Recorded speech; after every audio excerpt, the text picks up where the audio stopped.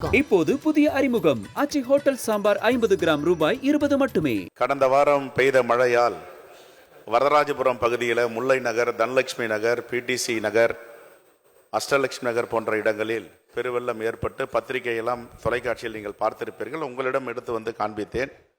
மாண்புமிகு நீர்வளத்துறை அமைச்சர் அனுபவம் வாய்ந்தவர், எதை எடுத்தாலும் முழுமையாக செய்யக்கூடியவர், அரைக்குறையாக செய்யாதவர், அதை நாடு அறியும். ஆனால் அந்த பகுதியில், என்னுடைய தொகுதியில் வரதராஜபுரம் பகுதியில் அரைக்குறையாக வேலை நடந்திருக்கிறது, முழுமையாக நடைபெறவில்லை. ஆனால் முன்பு ஒரு காலத்திலெல்லாம் மழை வந்தால், வெள்ளம் வந்தால் 10 நாட்கள் 20 நாட்கள் தண்ணி தேங்கி நிற்கும். உங்களுடைய முயற்சியால் இப்பொழுது ஒரு நாளில் வடிந்து விடுகிறது. இருந்த போதிலும் அந்த பகுதியிலே நான் சொன்ன இடத்துல திருப்புகழ் கமிட்டியுடைய பரிந்துரை இருக்கிறது. திருப்புகழ் கமிட்டியுடைய பரிந்துரையை முழுமையாக நிறைவேற்றினால்தான் அங்கே தண்ணீர் இல்லாத பகுதியாக அதை பார்க்க முடியும். கடந்த காலத்தில் இருந்து நீங்கள் இதற்கு முன்பு இருக்கும் பொழுதே ஒரு அறிக்கை தாக்கல் செய்திருக்கிறீர்கள். அதில் ஒரத்தூர் ஏரி, படப்பை ஏரி, மணிமங்கலம் ஏரியை நீர்த்தேக்கமாக ஆக்கினால் இங்கே இந்த பகுதியில் தண்ணீர் வராது என்று. ஆகவே திருப்புகழ் கமிட்டியை எங்களுடைய மாண்புமிகு அமைச்சர், முதலமைச்சருடைய வழிகாட்டுதலை நிறைவேற்றுவார் என்று வாக்குறுதி கொடுத்திருக்கிறேன்.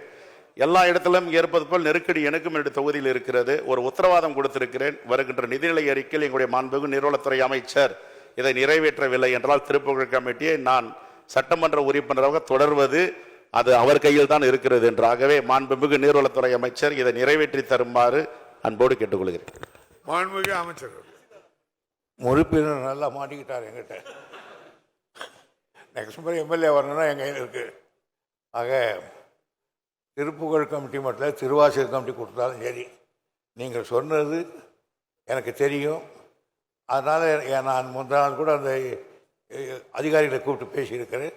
கவலைப்பட வேண்டாம், குறை தீர்க்கப்படும்.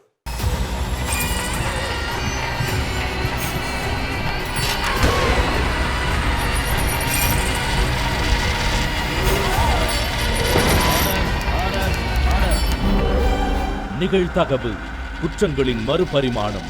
நாள்தோறும் இரவு 10 மணிக்கு இணைந்திருங்கள் நமது நியூஸ் தமிழ் தொலைக்காட்சியோடு.